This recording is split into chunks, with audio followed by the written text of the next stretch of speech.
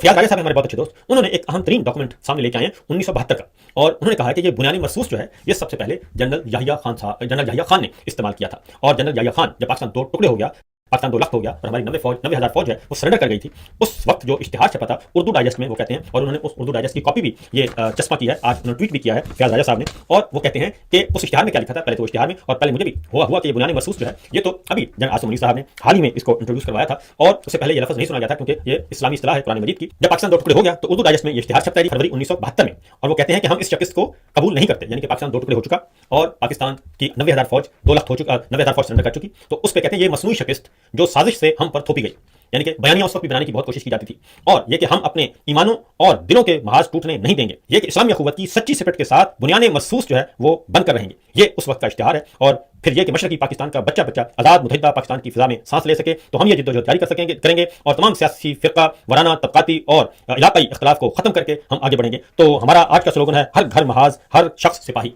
तो ये उस वक्त का जी इश्तिहार है। तो बुनियादी महसूस मेरा ख्याल है कि जो फिस्तायत इस वक्त बर्पा है और मुसल्लत की गई है, तो हम पहले भी कहते थे कि ये याहिया खान के ज़माने में या तो हमने देखी और पढ़ी और किताबों में, तारीख की किताबों में, जो मशरकी पाकिस्तान में जो ऑपरेशन हुआ था और उसका हाल देखा था, और उस वक्त उसको भी बुनियादी महसूस उस वक्त इस्तेमाल किया गया था लफ्ज़ जब पाकिस्तान 2 टुकड़े हो गया था, अब भी बुनियादी महसूस कहा जा रहा है। तो अल्लाह ताला खैर करे कि ये मुमासलत बहुत पाई जाती है फील्ड मार्शल में और जनरल याहिया खान में।